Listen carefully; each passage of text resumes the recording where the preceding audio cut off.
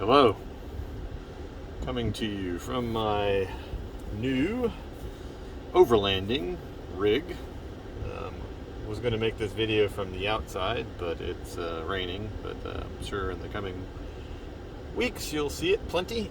I am leaving my neighborhood and starting on my next big road trip, and I upgraded my my rig,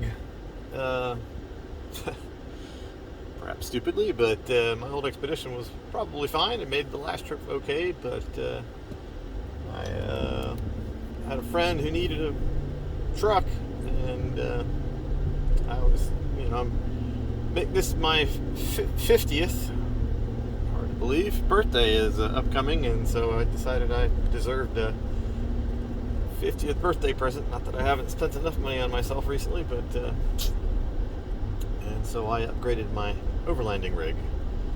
I've got a brand new 2023 Chevy Suburban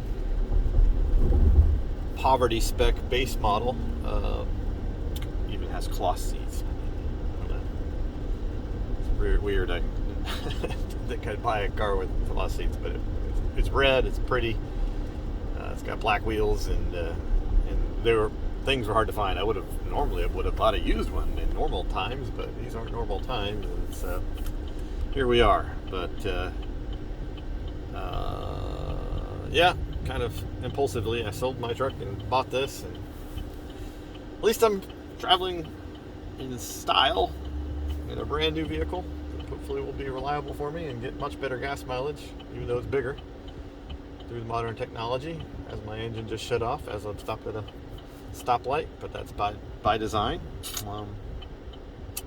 I've had it for a few weeks, and I've taken a few little trips up to Withlacoochee in it, and it's done quite a bit better than the Expedition. But it's got a 10-speed auto transmission and stuff like that. Auto shuts off cylinders when you're cruising at the highway speeds, and all those things conspire together to make for pretty significantly better gas mileage. It's a bigger and heavier vehicle. Actually, it's not heavier, but it's a bigger vehicle. It's actually a little bit lighter, probably due to some modern use of aluminums and plastics and whatnot. Anyways, I am on my way to what will be most epic, or second most epic road trip of my life. Ultimate goal is to get to Utah within the next week. We got 3 weeks again on the road, and the ultimate goal is to get to Utah and get to all the national parks in Utah. I have reservations at most all of them, nearby at hotels and whatnot, and couldn't get camping in all of them because a lot of them are first come first served, which I found a little bit strange, and so I might be able to get something when I get there, but you actually have to be physically in person to get camping in a lot of those sites, and that seems to be unique to Utah. I've got a backcountry camping. I'm first going to I'm going to Texas, going to a state park in Texas. And of course, another thing I've upgraded is all my telescope equipment. So hopefully that'll go better, because I'm going to some dark skies, and I have my birthday night and the next day, I have a reservation at the Needles District in Canyonlands National Park, Utah. It's Mortal One dark sky, but I have got a fancy pants camping spot, which is has got electricity and water. This is my basically mini RV. I am planning to sleep in it for 67% of the time. It's the goal, 2/3 of the time. I have it set up like I did before, but it's got another 18 inches of length, so it's a little bit more spacious. And that's one of the reasons is I got the Suburban because it's a little bit longer than the Tahoe, and having done this before in the Expedition, I realized that I might want a little bit extra space. Never hurt. So this has got about 18 inches extra.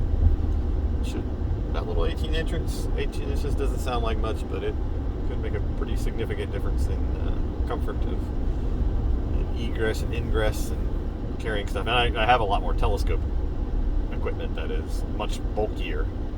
Now I got a bigger tube, optical tube, and I've got a bulkier equatorial mount and some more cameras.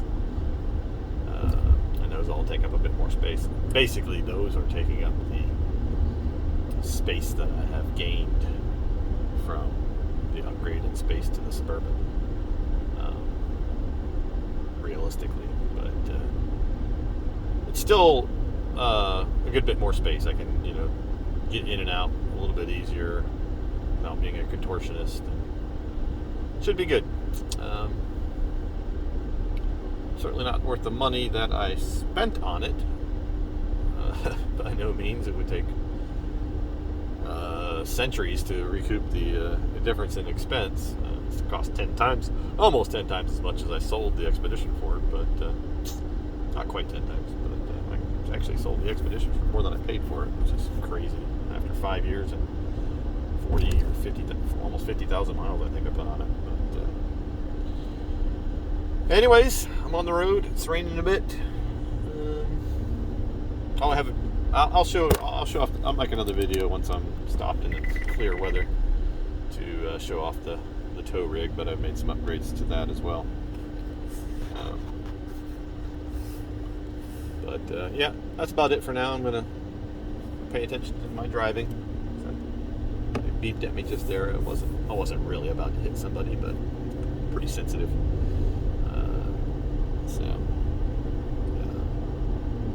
If nothing else, this should be a vastly safer vehicle than what I was driving before, with all the modern tech, lane keep assist and stuff like that, front impact monitoring and rear parking sensors, and all those things should make this much easier and safer.